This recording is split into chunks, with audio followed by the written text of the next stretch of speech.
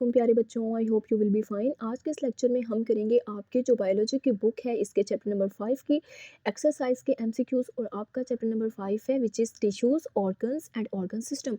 Total आपके MCQs हैं 10। So one by one हम इसको स्टडी करते हैं। एमसीक्यूज नंबर 1 ये है आपके पास कि a higher level of organization exhibits emergent properties when. Higher level of organization आपके पास होती है तंजीम, उसका हायर लेवल, उसकी सबसे ऊपर वाली सतह एग्जिबिट्स का मतलब होता है किसी भी चीज़ को शो ऑफ करना, ज़ाहिर करना, किसी भी चीज़ की नुमाइश करना, ठीक है, किसी भी चीज़ को दिखाना।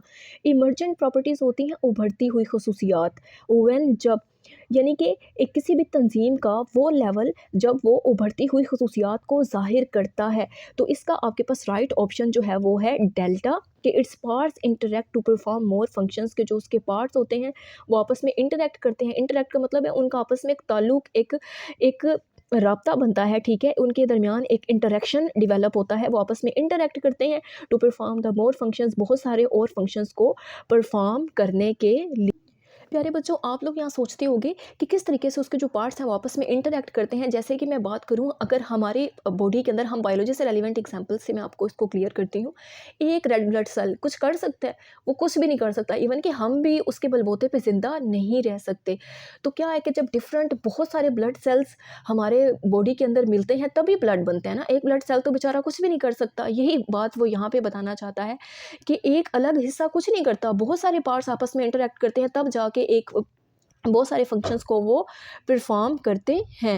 और ये चीज़ें आप ऑलरेडी पढ़कर आ भी चुके हैं कि किस तरीके से एटम से मॉलिक्यूल, देन आप लोगों के पास चीज़ें और ये levels, organelle, cell, tissue, organ system. तो एक चीज़ तो कुछ भी नहीं करती ना। कहाँ ऑर्गन सिस्टम के बाद एक इंडिविजुअल, एक ऑर्गेनिज्म, एक जानदार बनता है, फिर एक पॉपुलेशन बनाता है और बहुत सारी पॉपुलेशन मिलके एक कम्युनिटी बनाती है। यही इस तरीके से आपने इसको याद रखना है। नेक्स्ट एमसीक्यूज ये है कि which of the following demonstrates, का मतलब होता है शो करता है the level of organization of the body from simplest to most complex. अब सादा से पेचीदा की तरफ जाना है, सिंपलेस्ट से कॉम्प्लेक्स की तरफ जाना है। तो किस तरीके से जो आपके पास लेवल ऑफ ऑर्गेनाइजेशन है वो डिमॉन्स्ट्रेट्स करता है, तो इसमें beta is the right option. B वाला जो है वो राइट ऑप्शन है, ऊपर डी राइट ऑप्शन था। सबसे पहले आपको पता है ना, एटम, मॉलिक्यूल, देन आपके पास ऑर्गेनेली, फिर सेल, फिर टिश्यू, फिर ऑर्गन सिस्टम। आप ऑलरेडी सारे के सारे लेवल्स पढ़कर आ चुके हैं, तो यहाँ पर B is the right option. Next हमारे पास है third MCQs, at which level of organization का, तंजीम का वो कौन सा लेवल है gas exchange occurs between body and environment, जहाँ पे गैस एक्सचेंज होती है between body and our environment. ठीक है, हमारी बॉडी और इन्वायरमेंट के दरमियान गैस कब एक्सचेंज होती है, तो इसमें भी आपके पास D is the right option. ठीक है, राइट आंसर है आपके पास। जहाँ पे ऑर्गन सिस्टम लेवल का इन रेस्पिरेटरी सिस्टम। अब ऑर्गन सिस्टम आप पढ़ कर आ चुके हैं ना, ऑर्गन के बाद ऑर्गन सिस्टम। अब ऑर्गन सिस्टम का ही वो लेवल की बात कर रहे हैं, रेस्पिरेटरी सिस्टम। ठीक है, रेस्पिरेटरी सिस्टम एक पूरा सिस्टम है जिसमें आपकी गैसेस जो है वो एक्सचेंज होती हैं हमारी बॉडी के अंदर। ठीक है, जिसमें लंग्स के ज़रिए गैसेस एक्सचेंज होती हैं। आपको पता है ना, हमें ऑक्सीजन की ज़रूरत होती है, हम ऑक्सीजन को अंदर लेके जाते हैं, कार्बन डाइऑक्साइड को बाहर निकालते हैं। और प्लांट्स के केस में क्या होता है कि प्लांट्स कार्बन डाइऑक्साइड को अंदर लेके जाते हैं, जैसे हम निकालते हैं ना, हमें उसकी ज़रूरत नहीं है, बट प्लांट्स को तो उसकी ज़रूरत है।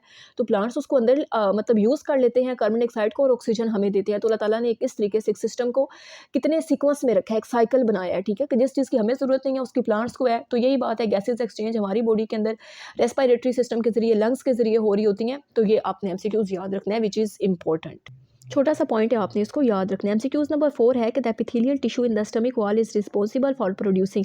आपके स्टमक की बात हो रही है, स्टमक मैदा, ठीक है ना, जो हमारी बॉडी के अंदर भी पाया जाता है, जो हमारी सारी खुराक जिसमें जाती है और डाइजेस्ट होती है, उस स्टमक की वॉल की बात कर रहे हैं, उस स्टमक की दीवार की बात कर रहे हैं। ठीक है, उस स्टमक की दीवार के अंदर जो एपिथेलियल टिश्यू है, फिर मजीद उसकी बात की जा रही है। इस रिस्पॉन्सिबल का मतलब है कि वो जो हमारे स्टमक की वॉल के अंदर जो एपिथेलियल टिश्यू है वो जिम्मेदार है किस लिए, फॉर प्रोड्यूसिंग, क्या प्रोड्यूस करने के लिए। तो 4 ऑप्शन आपके पास है और राइट ऑप्शन जो है आपके पास वो इसमें डी है, यानी कि वो म्यूकस को भी प्रोड्यूस करेगा, HCl which is hydrochloric acid, इसको भी प्रोड्यूस करेगा, वो पेप्सिनोजिन को भी प्रोड्यूस करेगा। अब ये चीज़ें भी आप लोग ऑलरेडी अपने टॉपिक में पढ़कर आए हैं।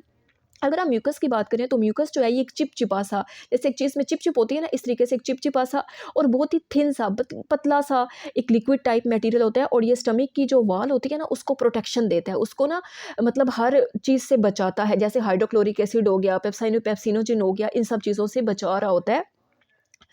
ठीक है, तो एक एडवांटेज दे रहा होता है स्टमक की वॉल्स को। अगर हम हाइड्रोक्लोरिक एसिड की बात करें HCl की, तो आपको पता है एसिड है, और एसिडिटी का, तेज़ाबियत का, ये सब चीज़ें आप केमिस्ट्री में भी पढ़ कर आ चुके हैं, एसिड बेस चीज़ें। ठीक है, तो ये जो हाइड्रोक्लोरिक एसिड है ये एक एसिड है एक तरह से।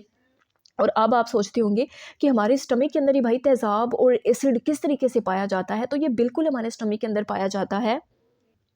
वैसे ये बहुत काम की, मतलब बहुत अच्छे फ़ायदे हमारे स्टमक को दे रहा होता है। हमारी सारी खुराक को हाइड्रोक्लोरिक एसिड डाइजेस्ट करता है, जो हमारे स्टमक में जाती है। जो हमारी खुराक में कोई बैक्टीरिया वगैरह होते हैं उसको भी इसने किल करना होता है, लेकिन ये हमारी स्टमक में ऐसा एसिड के तौर पे नहीं रहता। ये जो म्यूकस होता है ना, इसकी नेचर अल्कलाइन होती है, अल्कलाइन नेचर होती है, और इसकी नेचर एसिडिक होती है। दैट्स वाई जो म्यूकस होता है वो हाइड्रोक्लोरिक एसिड को न्यूट्रलाइज कर देता है, मतलब ना एसिड रहेगा, ना ये अल्कलाइन, ना बेसिक रहेगा, बस न्यूट्रलाइज हो जाएगा, और ये फिर किसी तरीके का कोई नुकसान मुहैया नहीं करता है। पेप्सिनोजेन की बात करें तो ये आप लोगों को पता है हमारे स्टमक में इनएक्टिव फॉर्म में होता है, pepsin is it's active form, और साथ में हाइड्रोक्लोरिक एसिड जो है HCl बेसिकली यही पेप्सिनोजेन को एक्टिव फॉर्म में भी लेकर आता है, पेप्सिन में कन्वर्ट करते हैं। और पेप्सिनोजेन का जो काम है ये असल में ब्रेक डाउन कर रहा होता है हमारी बॉडी के अंदर, जितनी हमें प्रोटीन्स चाहिए होता है वो सारी हमें दे रहा होता है। तो ये प्रोटीन्स के फंक्शंस में एक अहम रोल प्ले कर रहा होता है। प्यारे बच्चों, यहाँ पर आपका जो इंपॉर्टेंट पॉइंट आएगा उसको मैं मेंशन करती जाऊँगी। अगर आपको हमारी वीडियो पसंद आती है, समझ आती है, तो हमारे चैनल को लाइक और वीडियो को सब्सक्राइब ज़रूर कर दिया करें। चैनल को सब्सक्राइब लाजमी कर दिया करें, ताकि इसी तरीके से आपका फ़ायदा होता रहे, और अपने फ्रेंड्स के साथ भी शेयर किया करें, ताकि हर किसी का फ़ायदा होता रहे। और बाकी तो फिर जो इंसान के नसीब में होता है वो फिर उसको मिलकर ही रहता है। चलिए नेक्स्ट MCQs की जल्दी से बात कर लेते हैं कि in the wall of stomach which tissue also contains the blood vessels and nerves. हमारे स्टमक की वॉल के अंदर ऐसा कौन सा टिश्यू होता है जो कंटेन करता है, जो रखता है ब्लड वेसल्स को और नर्व्स को, वो इनर कनेक्टिव होता है। नेक्स्ट MCQs नंबर 6 है, ठीक है, इसमें इनर कनेक्टिव से C option, C is the right answer. MCQ 6 है, in a leaf which tissue is responsible for photosynthesis. तो फोटोसिंथेसिस के लिए कौन सा टिश्यू रिस्पॉन्सिबल होता है? फोटो का मतलब होता है लाइट, सिंथेसिस का मतलब होता है प्रिपरेशन, के लाइट की मौजूदगी में खुराक तैयार करने का जो प्रोसेस होता है उसके लिए कौन सा टिश्यू रिस्पॉन्सिबल होता है? तो जाइलम, एपिडर्मस, फ्लोइम नहीं, बल्कि मीजोफिल होता है। ठीक है, जाइलम सिंपल वाटर की ट्रांसपोर्टेशन करता है, और फ्लोइम जो है ये फूड की ट्रांसपोर्टेशन करता है। और अगर हम मिसोफिल की बात करें तो ये प्लांट के जो लीफ होते हैं ना, लीफ के बिल्कुल नीचे नीचे वाली जगह पर पाया जाता है। ठीक है, उसकी लोअर सरफेस पे। तो एपिडर्मिस इस लिहाज से गलत हो जाता है। एपी का मतलब होता है ऊपर, डर्मिस का मतलब होता है लेयर। और जाइलम और फ्लोइम के फंक्शन को अब भी और हमेशा याद रखिएगा, वाटर की ट्रांसपोर्टेशन जाइलम और न्यूट्रिएंट्स और फूड की ट्रांसपोर्टेशन फ्लोइम करता है। हमेशा याद रखिएगा, बायो को अगर आपने आगे लेकर चलना है तो this is the most important point in this field. Next MCQs number 7 की बात कर लेते हैं कि what is the primary function of xylem tissue in a leaf. वही बात कि प्राइमरी फंक्शन का मतलब है कि बुनियादी फंक्शन जो है जाइलम टिश्यू का लीफ के अंदर वो कौन सा है? तो transport water to part of leaf. This is the important MCQs। इसीलिए बोला था ना कि ये चीज़ें बार बार रिपीट होती हैं और इंपॉर्टेंट होती हैं आपके पेपर पॉइंट ऑफ व्यू के लिहाज से। नेक्स्ट MCQs नंबर 8 है कि which of these is a function of human skeleton system, कि इनमें से कौन सा फंक्शन है ह्यूमन स्केलेटन सिस्टम का। अगर हम ह्यूमन स्केलेटन सिस्टम की बात करें तो स्केलेटन सिस्टम जो है ना, ये हमारा इंटरनल बॉडी फ्रेमवर्क है। ठीक है, इंटरनल बॉडी फ्रेमवर्क। अगर हम बात करें ना हमारी, अगर ये सारी स्किन वगैरह नहीं हो तो एक पूरे का पूरा जो ढांचा होता है ना हड्डियों का, जिसमें आपकी बोन्स, टेंडन्स, लिगामेंट्स, कार्टिलेज वगैरह, ठीक है, सिर्फ हड्डियाँ ही हड्डियाँ नजर आ रही होती हैं, this is known as skeleton system. और इसमें आपको क्या नजर आता है ये आपको बता देती हूँ इस MCQs के। यहाँ पर ज़रा इस पॉइंट को देख लीजिए, ये जो ऊपर वाली डायग्राम बनी हुई है ना, ये देखिए स्केलेटल सिस्टम इस तरीके से ना पूरे का पूरा एक ढांचा ही होता है, जिसमें आपको ये घुटने की और सारी की सारी जितनी आपकी हड्डियाँ वगैरह होती हैं ना वो नज़र आ रही होती हैं। और इसी के अंदर ये आपका ब्लड सर्कुलेटरी सिस्टम भी होता है, ये देखें इस तरीके से ना। अब हम अपने इस MCQs को डिस्कस कर लेते हैं। ए जो है वो इसका राइट ऑप्शन है, storing minerals and producing blood cells human skeleton system के। इस अगर हम फंक्शन की बात करें तो हमारे स्केलेटन के अंदर मिनरल्स वगैरह स्टोर होते हैं। अब आपको पता है हमारे स्केलेटन में होता क्या है, हड्डियाँ ही होती हैं ना ज़्यादातर, मोस्टली बोन्स आपको नज़र आ रही हैं, जैसे मैंने आपको दिखाया भी है। तो एक हड्डियों का ही ढांचा सा होता है, और उसके अंदर मिनरल्स वगैरह। आपको पता है हमारी हड्डियों को कैल्शियम की ज़रूरत होती है, और कैल्शियम क्या है, ये भी एक मिनरल ही है। और प्रोड्यूसिंग ब्लड सेल्स, और आपने कभी देखा होगा हमारी हड्डियों के अंदर ना एक बोन मैरो मटेरियल होता है, लाइक अगर आप चिकन वगैरह की हड्डी देखें वो रेड रेड कलर सा, तो वहीं पे हमारे ब्लड सेल्स वगैरह प्रोड्यूस होते हैं बोन मैरो की वजह से। नेक्स्ट MCQs नंबर 9 की बात कर लेते हैं प्यारे बच्चों। Which structure are responsible for the transport of food in plant body. तो प्लांट की बॉडी के अंदर ट्रांसपोर्ट फूड की कौन कर रहा होता है? फ्लोइम। ये चीज़ मैंने आपको ऊपर ही बताई थी, और देखिए ये बार बार आ रही है और इंपॉर्टेंट है। कभी भी ज़िंदगी में बायो पढ़ेंगे तो जान नहीं छोड़ेगी, लिहाजा इसको अच्छे से क्लियर कर लें आप। नेक्स्ट एमसीक्यूज नंबर हमारा 10 है कि इन अ प्लांट, पौधे के अंदर विच of the following is a primary function of flower. अब वो बुनियादी फंक्शन अफ़आल को कहते हैं, ठीक है, कि फ्लावर का प्राइमरी या बुनियादी अफ़आल इन तमाम में से कौन सा है। तो Charlie is the right option, facilitating reproduction through pollination. अगर हम रिप्रोडक्शन की बात करें तो इसका मतलब होता है तौलीदकारी, नस्ल को बढ़ाना, और फैसिलिटेटिंग का अगर हम बात करें तो इसका जो हमारे पास राइट मीनिंग है वो होता है आसान बनाना, सहूलत फराम करना। और अब प्लांट्स, ये जो फ्लावर्स हैं पौधों के अंदर, वो कैसे करते हैं? पोलिनेशन के ज़रिए। थोड़ा सा पोलिनेशन का मैं आपको प्रोसेस बता देती हूँ। अब देखिए, हर चीज़ में रिप्रोडक्शन होती है, ह्यूमन बींग्स में होती है, एनिमल्स में होती है, बर्ड्स में होती है, तो इसी तरीके से फ्लावर्स में भी होती है, बिकॉज फ्लावर्स आर लिविंग्स, ठीक है। फ्लावर्स या प्लांट्स की बात करते हैं, ठीक है, प्लांट्स की बात कर लेते हैं। प्लांट्स जानदार हैं हमारी तरह, इंसानों की तरह, एनिमल्स की तरह, तो इनमें भी रिप्रोडक्शन का प्रोसेस होता है। किस तरीके से होता है कि जो आप समझ लें कि जो एक मेल प्लांट है ना, मेल प्लांट का जो एक उसके पास क्या होता है? पोलेन होता है, ठीक है। उसके मेल का जो पार्ट है ना, एंथर, उसके पास क्या होता है? पोलेन होता है। पोलेन के एक छोटा सा पोलेन ग्रेन होता है, जैसे बहुत ही छोटा सा, ठीक है, जैसे छोटा सा स्पोर्ट होता है ना, इस टाइप का वो एक पोलन होता है जो कि आपके पास मेल के एंथर वाले पार्ट के पास होता है।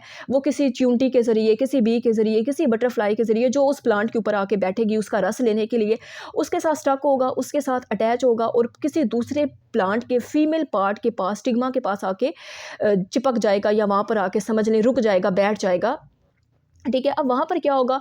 उस फीमेल का जो स्टिग्मा वाला पार्ट है वहाँ से वो ओवरी में आएगा, ओवरी में आके जी सारी की सारी उसकी फर्टिलाइजेशन होगी, क्योंकि वहाँ पर फीमेल के एग के साथ वो जो पोलन जो मेल के एंथर से आया था उन दोनों में फर्टिलाइजेशन होगी, और वहाँ से सीड बनेगा, और सीड से एक नया प्लांट ग्रो कर जाएगा। तो ये होती है पोलिनेशन। आगे इसकी टाइप्स होती हैं सेल्फ और क्रॉस, सो अभी उनकी अभी ज़रूरत नहीं है।